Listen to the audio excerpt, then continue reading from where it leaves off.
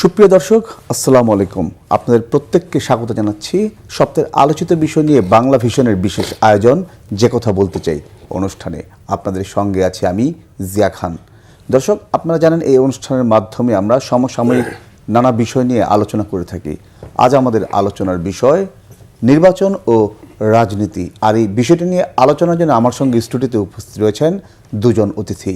তারা হলেন শরীফুজ্জামান শরীফ, সাবেক সভাপতি বাংলাদেশ ছাত্র ইউনিয়ন, এবং অ্যাডভোকেট আবু হেনা রাজ্জাকি, প্রধান নির্বাহী বাংলা ফাউন্ডেশন। আপনাদের দুজনকে স্বাগত জানাচ্ছি। দর্শক, ঢাকা ৮ আসনের স্বতন্ত্র প্রার্থী ও ইনকলাব মঞ্চের মুখপাত্র ওসমান হাদিকে নেওয়া হয়েছে লাইফ সাপোর্টে। আজ জুমার নামাজের পর বিজয়নগরে রিকশায় যাওয়ার সময় গুলি করা হয় তাকে। অনাকাঙ্ক্ষিত এই ঘটনাটি দিয়ে আমরা আজকের আমাদের আলোচনাটি শুরু করব। ঢাকা মেডিকেল কলেজ হাসপাতালের চিকিৎসক গণমাধ্যমকে জানিয়েছেন, হাদিকে যখন জরুরি বিভাগে নিয়ে আসা হয় তখন তার অবস্থা ছিল খুবই আশঙ্কাজনক। পরে তাকে সিপিআর দেওয়া হয়। এখন একটু প্রেশার ভালো, তবে তার মাথার ভেতরে গুলি আছে এবং কানের পাশে গুলি লেগেছে।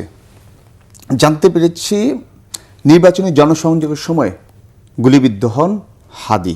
অর্থাৎ তফসিল ঘোষণার পরপরই ঘটনা ঘটল, একটা ন্যাক্কারজনক ঘটনা। এই বিষয়ে একটু জানবো আবু হেনা রাজ্জাকি, আপনার কাছ থেকে, আপনাকে দিয়ে শুরু করছি। ধন্যবাদ আপনাকে এবং আমার বিজ্ঞ সহ-আলোচক শরীফুজ্জামান ভাই, বাংলা ভিশনের দর্শক শ্রোতা। না, বিষয়টা মানবিক দিক থেকে দেখলে খুবই হৃদয় বিদারক।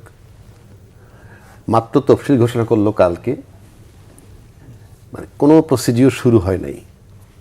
সম্ভবত 29শে ডিসেম্বর থেকে শুরু হবে এটার পদ্ধতি, মানে কার্যক্রম, নমিনেশন সাবমিট করা, প্রত্যাহার করা, ইত্যাদি ইত্যাদি।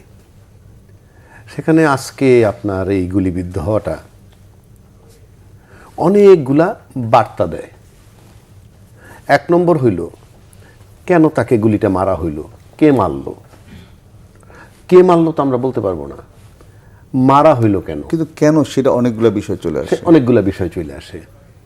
এক নম্বর বিষয় চলে আসে, এইরকম ঘটনা আল্লাহ মাফ করুক, এরকম এই ঘটনা যেন আজকে একটা ঘটলো। কিন্তু শুধু তাই নয়, এর আগে কিন্তু চট্টগ্রাম আটে একই ঘটনা ঘটছে।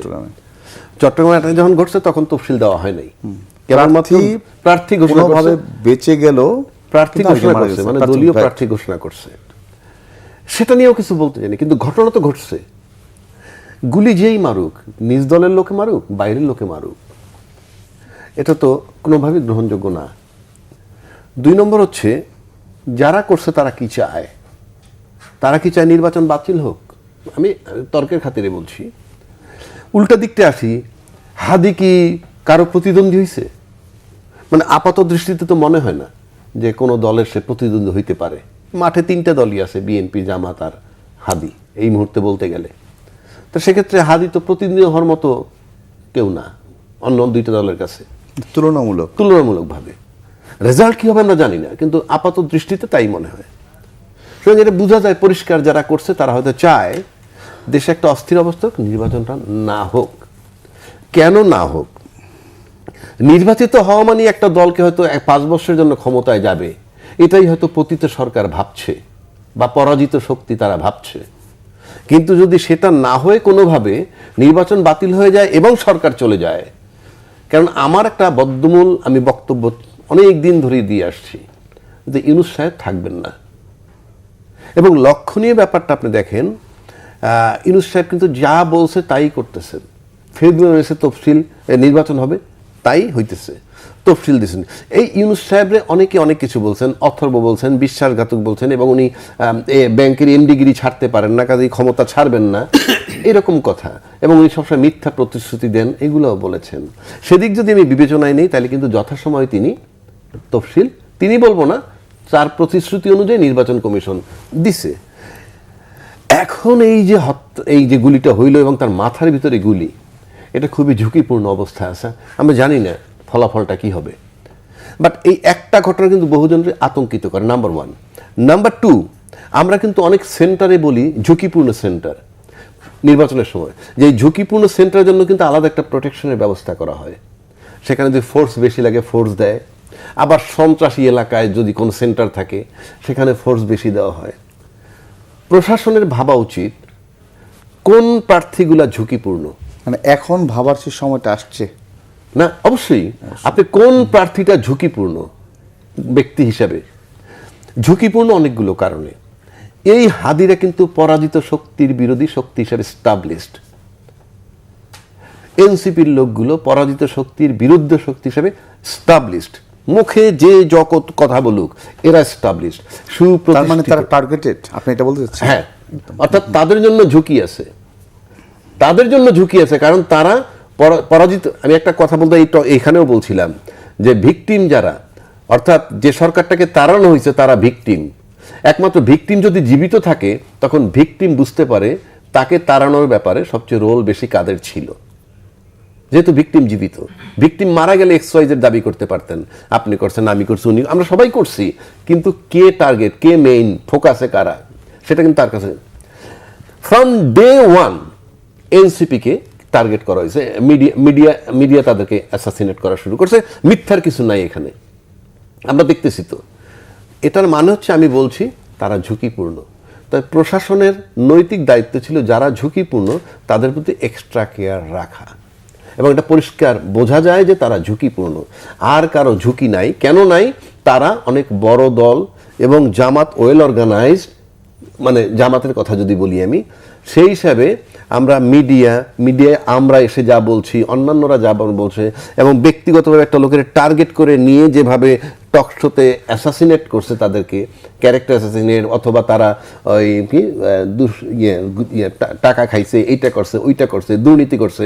আমার কাছে মনে হয় যে মানে বাংলাদেশে একমাত্র কি এরাই দুর্নীতিবাজ, ওই বিষয়টা এরকম মনে হয়েছে।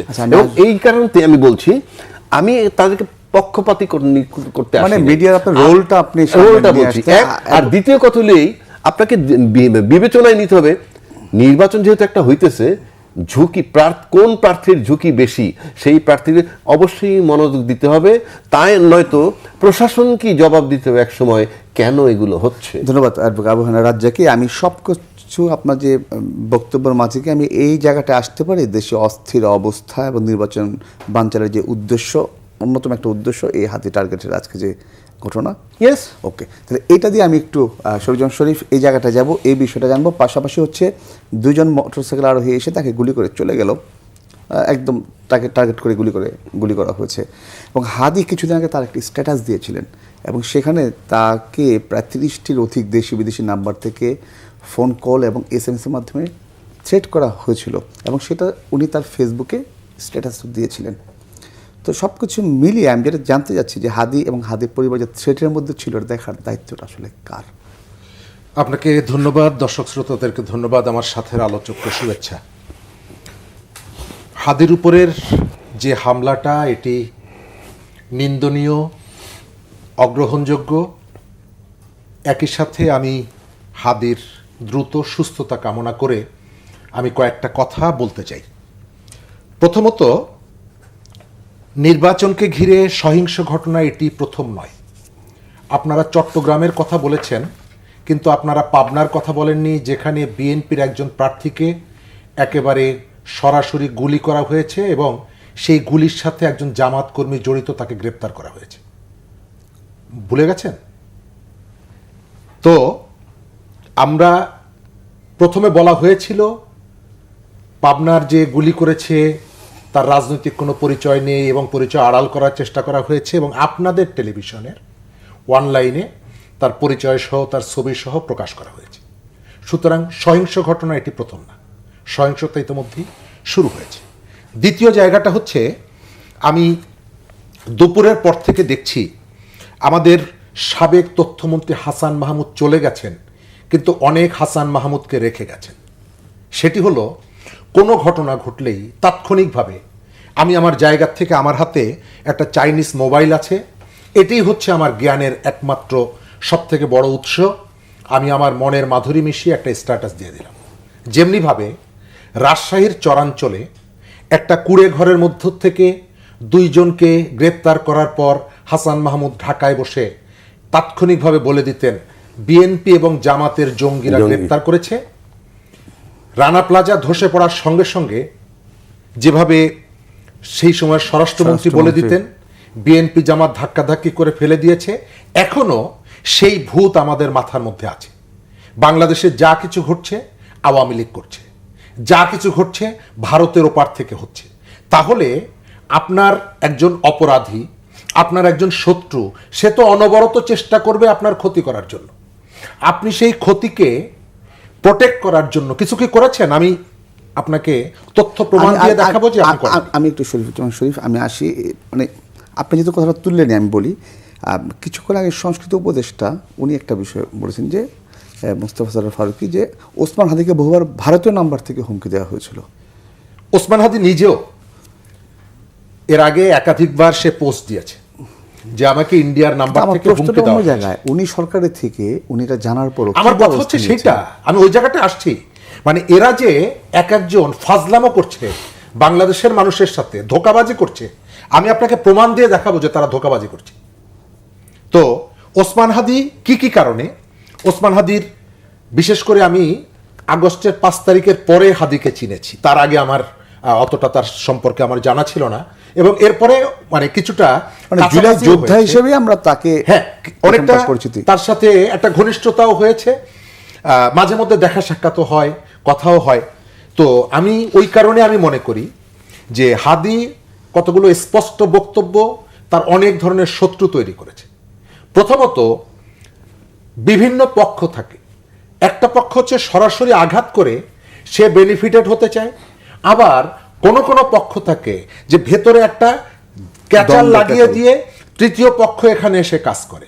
সুতরাং আমার এই মুহূর্তে আমি বলতে পারবো না যে হাদিকে কারা গুলি করেছে। এটি আমি মনে করি যে ওই যে হাসান মাহমুদের যে ভূত, সেই ভূতের আসরের জায়গায় চট্টগ্রামে যে গুলিটা হয়েছিল 1 মাস পেরিয়ে গেছে, এখন পর্যন্ত তাকে গ্রেপ্তার করা যায়নি। আপনাকে মনে করিয়ে দেই, নুরুল হক নূরকে হত্যার উদ্দেশ্যে যখন হামলা করা হয় সেপ্টেম্বর মাসের 2 তারিখে, আপনার নিশ্চয়ই মনে আছে, সরকার 5ই সেপ্টেম্বর একটা বিচার বিভাগীয় তদন্ত কমিটি করেছিল এবং সময় দেওয়া হয়েছিল 15 দিনের মধ্যে তদন্ত রিপোর্ট বের হবে। নুরুল হক নূরও কিন্তু গণ অভ্যুত্থানের একজন সংগঠক এবং গত 15 বছর আওয়ামী লীগের দ্বারা নানাভাবে নির্যাতিত। তার জীবনও কিন্তু সংকটের শঙ্কার মুখে, এবং তাকে আক্রমণ করার পর সরকার অনেকগুলো ইনিশিয়েটিভ নিল, সমস্ত রাজনৈতিক দলকে ডেকে কথা বলল। যদিও নুরুর দলকে প্রথম দিন ডাকেনি, তার পরের দিন তারা ডেকেছিল সমালোচনার মুখে। সেপ্টেম্বরের 5 তারিখে সরকার একটা তদন্ত কমিটি করেছিল, বিচার বিভাগীয় তদন্ত কমিটি, 15 দিনের মধ্যে রিপোর্ট বের হবে বলেছিল। এখন পর্যন্ত সেই রিপোর্ট বের হয়নি। আজকে আবার বলছে যে এই ঘটনা নিন্দনীয় ঘটনা, উপদেষ্টারা বলছে এই ঘটনা নিন্দনীয় ঘটনা। আমি যদি প্রশাসনের কেউ হতাম, যদি তদন্ত করার সুযোগ পেতাম, আমি প্রথম তাদেরকে ডেকে জিজ্ঞেস করতাম যে আপনারা এই তথ্যগুলো কোথায় পেয়েছেন। এই ঘটনার দায় সরকার এড়াতে পারে না। কেন এড়াতে পারে না? সরকারের কাছে নিশ্চয়ই এই তথ্যগুলো আছে যে আমাদের এখানে যারা পালিয়ে গেছে তারা ষড়যন্ত্র যেমনি করছে, দেশের ভেতর থেকেও একটি অংশ চায় না প্রপার টাইমে নির্বাচনটা হোক, এবং নির্বাচনের তফসিল ঘোষণা করা মানেই নির্বাচন হয়ে যাওয়া তা না। আপনার মনে থাকার কথা 2006 সালের 22শে জানুয়ারি যে নির্বাচন, সেই নির্বাচনে পোস্টার পর্যন্ত ছাপা হয়ে গিয়েছিল, তারপরে সেই নির্বাচন আটকে গেছে।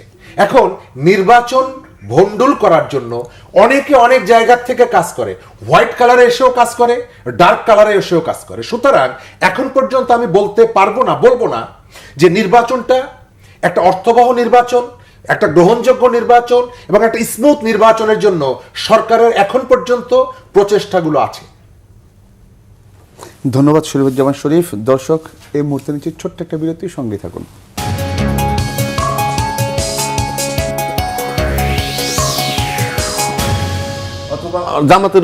দর্শক, বিরতির পর আবারও স্বাগত যে কথা বলতে চাই অনুষ্ঠানে। শরীফুজ্জামান শরীফ যেটা বলে শেষ করলেন আর কি, সদিচ্ছা সরকারের যে সামনে যে নির্বাচন সেটার প্রমাণ, মানে সুষ্ঠু এবং গ্রহণযোগ্য নির্বাচনে সরকারের যে সদিচ্ছা রয়েছে তার প্রমাণ সরকারকে দিতে হবে। অ্যাডভোকেট আবু হেনা রাজ্জাকী, এটা দিয়ে শুরু করবো। আপনাকে শুরু করেন ভাই। আমার একটা কথা আমি বলি, সরকার তার প্রতিশ্রুতি মোতাবেক তফসিল, সরকার বলবো না, নির্বাচন কমিশন সরকার বলছিল এই সময়ের মধ্যে হবে, এবং সেটা সব দলের সাথে ঐক্যমত্যের ভিত্তিতেই বলছে, সবাই মেনে নিছে। তারপরে এই তফসিল আলটিমেটলি আসলো। এখন যদি মনে করেন আমরা সব এই 16 মাস সরকার ভুল করছে, আপনাদের সবার বক্তব্য অনুযায়ী কিছুই পারেন নাই, বইলে আমার ফায়দাটা হবে কি? আমার ফায়দাটা হবে কি? আমার তো নির্বাচন তুলতে হবে। রাজনৈতিক দলগুলো সবসময় বলছে যে নির্বাচিত সরকার আসলেই সব ঠিক হয়ে যাবে। আমার কাছে সূত্র নাই, ঠিক হয়ে যাবে কিভাবে? রাজনৈতিক দলরে ঠেলেই তো আবার ইউনূস সাহেবরা আসছিল, রাজনৈতিক দলরে ধাক্কা দিয়ে সরিয়েই তো তারা আসছিল। তো ঠিক হয়ে যাবে যদি এই কারিশমা থাকে, তাহলে ওনাদেরও তো সহযোগিতার দরকার।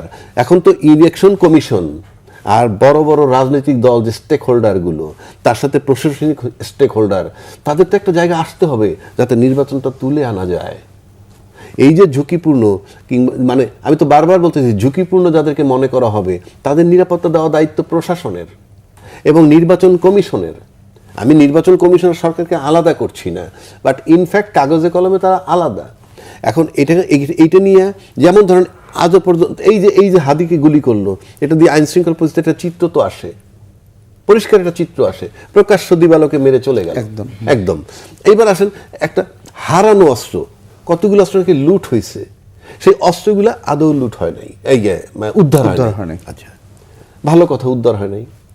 আপনি বলেন তো, আমরা বড় বড় রাজনৈতিক দলের কাছ থেকে কয়বার স্টেটমেন্ট পাইছি জোরালো, কয়বার, এই যে অস্ত্র উদ্ধার হচ্ছে না কেন? মানে আপনি বলতে চাচ্ছেন সরকারকে সহযোগিতার বিষয়টি আপনি বলতে চাচ্ছেন?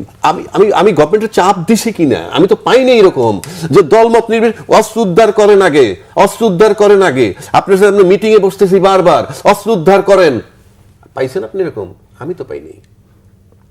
এই বারবার তাকে বলার পর যদি আমরা আজকে বলতে পারতাম ওনাকে কিছু করে, এগুলো তো ইউনূস সরকার তো বললে বলবে আমি তার সে তো ফেব্রুয়ারিতে চলে যাবে বা নির্বাচন দিয়ে চলে যাবে। সে এমন কতগুলো কাজ করছে, আমি বুকে হাত দিয়ে বলতে পারি যে এই কাজগুলো খুব জরুরি ছিল না। তার মানে হচ্ছে কি, সামনে যে আমরা গভর্নমেন্টের যেটা সুষ্ঠু এবং অবাধ এবং শান্তিপূর্ণ যে নির্বাচনের যে সেটা তো বার্তা নাই আমার কাছে। আচ্ছা, কেন বলি? এই যেটা বললাম, হারানো অস্ত্র উদ্ধার হয় নাই, আমি কোন রাজনৈতিক দল দৃঢ় চিত্তে বারবার রিপিটেশন পাই নাই, গেল এক। 2 নম্বর, লেভেল প্লেইং ফিল্ডের প্রশ্ন করতেছে সবাই না, অন্তত জামাত তুলছে, অন্য কোন দল তো বলতেছে না লেভেল প্লেইং ফিল্ড আছে। আপনাকে তো রিয়েলিটিতে থাকতে হবে। আবার বলা হচ্ছে জামাত প্রশাসন সাজাইছে, তো জামাত যদি প্রশাসন সাজাতে আপনি সেখানে আমি নির্বাচনে যাই কেমনে? লেভেল প্লেইং ফিল্ড নাই, আরেকজন তো বলতে হবে হ্যাঁ লেভেল প্লেইং ফিল্ড আছে। এখন তাইলে এটা রাজনৈতিক প্রতারণা আমি বলতে পারি। লেভেল প্লেইং ফিল্ড নাই, অস্ত্র উদ্ধার নাই, প্রশাসনে প্রকাশ্য দিবালোকে গুলি মারা হইতেছে, তারপরে আমি নির্বাচনে যাচ্ছি, তার মানে এগুলো ন্যারেটিভ তৈরি করে যাচ্ছি। কারণ কোনো কারণে কেউ যদি পরাজিত হয় তখন সে বলবে আমি তো আগেই বলেছি। তা না হলে এই সমস্ত প্রশ্ন আর একবারের জন্য কোনো দল উত্থাপন করতে পারবে না, কারণ আমরা এখন নির্বাচনের দিকে যাচ্ছি। নির্বাচনের দিকে যখন যাচ্ছি, তাহলে দীর্ঘ 8 মাস 14 মাস 15 মাস 16 মাস ব্যয় করে আমরা এগুলোকে ঠিক করে গেছি বলে আমাকে ধরে নেওয়া হবে। লেভেল প্লেইং ফিল্ড আছে, হারানো অস্ত্র উদ্ধার হয়েছে এবং প্রশাসন একেবারে সুন্দরভাবে আছে, তা না নির্বাচনে যাচ্ছি কেন? কোনো রাজনৈতিক দল তাহলে এই কমপ্লেন করতে পারবে না যে লেভেল প্লেইং ফিল্ড নাই, হারানো অস্ত্র উদ্ধার হয়েছে কিংবা হয় নাই, এইসব নিয়ে প্রশ্ন করতে পারবে না। আপনি একদিকে এইগুলো বলে যাবেন, আর একদিকে নির্বাচনে যাবেন, ওইদিকে হাদির মতো লোক গুলি খাবে, আমরা তো সামনের গ্যারান্টিও জানি না। তাহলে আমরা কোথায় আছি? আমরা তো দল মত নির্বিশেষে একটা জায়গায় চূড়ান্তভাবে যাইতে পারি নাই। আপনি ভালো করে চিন্তা করেন যে এই প্রশাসন কাদের। রাজাকি ভাই, এই যে প্রেশার না থাকার কারণে কি গভর্নমেন্ট অস্ত্র উদ্ধার করতে পারে নাই, এটা বলতে যাচ্ছেন? না, প্রেশার না থাকার কারণে না। আমি ব্যক্তিগতভাবে যদি আপনি আমাকে বলেন, from day one this government is non cooperated by politicians and administration. নাইলে আপনি এই কথাটা আমাকে আবার রিপিট করতে হয়, আপনি কঠিনভাবে আওয়ামী লীগের বিরুদ্ধে আন্দোলন করছে 10-12 বছর এই দেশের রাজনীতিবিদরা, কিন্তু শেখ আওয়ামী লীগ কিন্তু 15 বছর ক্ষমতায় ছিল, যাকে বিরোধিতা করার পরেও। আর এই সরকার 15 মাস তারে কন্টিনিউ সহযোগিতা করতেছে রাজনৈতিক দল এবং প্রশাসন, তাতে সে অস্ত্র উদ্ধার করতে পারে না, তাতে সে দিনের লোক মেয়েরা ফেলায় পারে না। মানে এটা কি কোঅপারেশন? বিষয়টা তো আপনাকে বিবেচনায় নিতে হবে। খালি মুখে বললে তো হবে না। আমরা মুখে বলি কি, করি কি, আমি চিন্তা করি একটা, করি আর একটা। This is the reality. তা নইলে আপনি বলেন না দলমত নির্বিশেষে। আমি যে কথাটা আপনাকে আগেও বললাম, এই যে এনসিপির লোক দুর্নীতি করছে, আমি বললাম আমি এনসিপির কথাটা নিই, এনসিপির লোক দুর্নীতি করছে। আমি আসবো এই দুর্নীতি এই বিষয়ে আসবো একটু। আমি শুধু কি সেই করছে? শরীফ ভাইয়ের কাছ থেকে আমি একটু আসি। শরীফ ভাই যে বিষয়গুলো নিয়ে আসছেন, যে লেভেল প্লেইং ফিল্ড, অস্ত্র উদ্ধার, সব কিছু অন্যান্য রাজনৈতিক দলগুলা তাদের যে অসহযোগিতা সেই বিষয়টি বলে গেলেন। তো সামনে ইলেকশন, এখন যে প্রার্থীর উপর যে হামলার ঘটনা ঘটলো, তো অন্য যারা প্রার্থী এরাও তো নিরাপত্তাহীনতা এখন ভুগছে। যে কেউ, ধন্যবাদ। শুধু প্রার্থীরা নিরাপত্তাহীন না, যে কেউ। বাংলাদেশে শেখ হাসিনার সময় এক ধরনের ডাইমেনশন নিয়ে এখানে বিরোধী পক্ষকে দমন করার অ্যাক্টিভিটিগুলো চলতো। এই সময়কালে 5ই আগস্টের পর থেকে আর একটা ভিন্ন মাত্রা এসেছে, সেটি হলো মব সন্ত্রাস আইন নিজেদের হাতে তুলে নেওয়া, যেটাকে সরকার বিভিন্ন সময় প্রমোট করেছে। সরকারের গুরুত্বপূর্ণ লোকজন বলেছে এরা হলো প্রেসার গ্রুপ। যদিও আমাদের সমাজে গত 15 বছর অসংখ্য ঘটনা ঘটেছে যার ভেতর থেকে আপনার মনের মধ্যে একটা প্রতিশোধের স্পৃহা তৈরি হওয়াটা অস্বাভাবিক না। আমার ভাই বা আমার সন্তান আওয়ামী লীগের সময় র্যাব তুলে নিয়ে গেছে, ছাত্রলীগ মেরেছে, সুতরাং আমি অবশ্যই চাইবো তার প্রতিশোধ নিতে। কিন্তু রাষ্ট্রের দায়িত্ব হচ্ছে আইনি প্রক্রিয়ায় তার বিহিত ব্যবস্থা করা। আমার স্বজন যখন খুন হয় আমি সঙ্গে সঙ্গে বলি খুনির ফাঁসি চাই, কিন্তু রাষ্ট্র কি তাৎক্ষণিকভাবে ফাঁসি দেয়? আইনি প্রক্রিয়ার ভেতর থেকে সেটি এনশিওর করে। সরকার গত 1 বছর 1.5 বছর তার হাতে যে সময়টা ছিল, সরকার এটিকে প্রপারলি ইউটিলাইজ করেনি। রাজ্জাকি ভাই বলছেন পলিটিশিয়ানদের ক্রিটিসাইজ করা যায়, অনেকগুলো জায়গা আছে, কিন্তু এই সময়কালে আপনি যদি বলেন রাজনীতিবিদরা সরকারকে কোনো সহযোগিতা করেনি, আচ্ছা গণ অভ্যুত্থানের অংশগ্রহণকারী যারা আহত এবং নিহত পরিবারের পক্ষ থেকে সব থেকে বেশি সমালোচনা হয়েছে কর্তব্য পালন করতে না পারার কারণে, তার নাম হচ্ছে স্বাস্থ্য উপদেষ্টা। যিনি ডক্টর ইউনূস, কি সেই সমালোচনা শুনেছেন? যিনি স্বাস্থ্য উপদেষ্টা, তাকে কি কোনো পলিটিক্যাল পার্টি নামের লিস্ট দিয়ে তাকে ওখানে নিয়েছিলেন? নো। ডক্টর মোহাম্মদ ইউনূসের গ্রামীণ ব্যাংকের কর্মকর্তা, সেই হিসাবে তাকে তিনি ব্যক্তিগতভাবে গ্রহণ করেছেন। যখন তিনি ফেল করেছেন তখন তার দায়িত্বটা কি ছিল? তাকে সরিয়ে দেওয়া। তিনি কি সরিয়ে দিয়েছেন? নো। সরকার যখন ডেকেছে আপনারা কোন কোন বিষয়ে একমত হবেন আসেন, রাজনৈতিক দলগুলো 273 দিন তার সাথে বৈঠক করেছে। এখন আপনি যদি বলেন রাজনৈতিক দলগুলো কেন প্রধান উপদেষ্টার কার্যালয় ঘেরাও করতে যায়নি অবৈধ অস্ত্র উদ্ধার করার জন্য, আরে সরকারের তো স্বেচ্ছায় স্বপ্রণোদিত হয়ে কতগুলো ইনিশিয়েটিভ নিতে হয়। সরকার কি সেগুলো করেছে? সরকার কি করেছে? গাজীপুরে হাসনাত আবদুল্লাহর উপর একটা হামলা হয়েছিল, তারা একটা মামলা করেছিল 16 জনকে বা 20 জনকে আসামি করে। সেখানে ব্লক রেড দিয়ে আপনি 2 শতাধিক ছাত্রলীগের নেতাকর্মীকে গ্রেপ্তার করেছেন। আমি প্রথম থেকেই বলছি গত 15 বছর যে অপরাধগুলো হয়েছে আওয়ামী লীগের বিরাট একটা অংশ এটার সাথে জড়িত। কিন্তু আগের সরকারের মতো আমাদের মধ্যে একটা প্রবণতা হচ্ছে যে কোনো অপরাধ পুরোটাই হচ্ছে আওয়ামী লীগের কাঁধে চাপিয়ে দেওয়া। যারা অপরাধ করেছে আপনি তাদেরকে ধরবেন, তাদেরকে বিচার করবেন। আওয়ামী লীগ তো ধোয়া তুলসী পাতা ছিল না। ঢাকা বিশ্ববিদ্যালয় হামলার থেকে শুরু করে অসংখ্য ঘটনা ঘটিয়েছে, কিন্তু কোনো ঘটনা ঘটলে তাৎক্ষণিকভাবে সবাইকে গ্রেপ্তার করার এই যে প্রবণতা, এর ভেতর থেকে অপরাধীরা ছাড়া পেয়ে যায়। আমি তো আপনাকে উদাহরণ দিয়ে বললাম, আপনি বিচার বিভাগীয় তদন্ত কমিটি করেছিলেন, আজকে 3 মাস হয়ে গেল। আপনি যখন ডিসি নিয়োগ নিয়ে, আমি শেষ করে দিব, আপনি এই যে জায়গায় যমুনার সামনে যখন হাসনাত আবদুল্লাহ যায় আপনি তার উপরে ঠান্ডা পানি সেটান, যখন শিক্ষকরা যায় পিটিয়ে তার দাঁত ফেলে দেন, কই তখন তো পলিটিক্যাল পার্টিগুলোকে এটার জন্য ডাকতে হয়নি? ধন্যবাদ। তখন তো পলিটিক্যাল পার্টিগুলোকে দাবি করতে হয়নি যে হাসনাত আবদুল্লাহ আসছে সুতরাং ঠান্ডা পানির ব্যবস্থা করেন। আপনি তো স্বপ্রণোদিত হয়ে করেছেন। ধন্যবাদ। অর্থাৎ কোথায় লাভ কোথায় ক্ষতি এটা আপনি ভালো করে জানেন। শরীফ ভাই, আমরা একদম বুঝতে পেরেছি। রাজ্জাকি ভাই, আমাদের সময় একদম কম, এ বিষয়ে আপনি উত্তর দেবেন। পাশাপাশি যে স্বাস্থ্য উপদেষ্টা যে বিষয়টা নিয়ে আসলো, এবং তদন্ত তো আরও কয়েকজনের APS এর বিরুদ্ধে হয়েছে এবং 2 জন উপদেষ্টা পদত্যাগ করেছেন। সরকার কি উচিত নয় যে তাদের পক্ষ থেকে একটা কমিটি গঠন করে সেটার বিষয়টা খোলাসা করা উচিত ছিল? আচ্ছা, ধন্যবাদ আপনাকে। আমি একটা কথার সাথে ওনার একমত হয়েছি, যে আমাদের যে প্রেস সচিব, উনি শুরুর থেকেই অতিরঞ্জিত কথা বলে আসছেন প্রত্যেকটা বিষয়। ওই যে মপকে বলছে প্রেসার গ্রুপ, এটা কঠিন অপরাধ তার। তারপরে বলছেন পৃথিবীর কেউ নাই এই নির্বাচন ঠেকায়। মানে এই ধরনের কথা বলাটাই ঠিক না। কারণ নির্বাচন শুধু এই টাইমে না, যে কোনো সময় যে কোনো ঘটনা ঘটতে পারে, এর আগেও ঘটছে। আপনি সুস্থ সময় নির্বাচন তফসিল দিয়েছেন, কোনো কারণে তফসিল পিছাইতে হইতে পারে, এটা হতে পারে, কিন্তু একেবারে কেউ ঠেকাইতে পারবে না। এই ওই যে আওয়ামী লীগের ইয়েরা বলছিল, সম্ভবত আহমদ হোসেন, যে কি 100 বছর চেষ্টা, কিয়ামত পর্যন্ত আওয়ামী লীগ কেউ ক্ষমতার থেকে সরাইতে পারে না, এই ধরনের কথা মনে হইতেছে।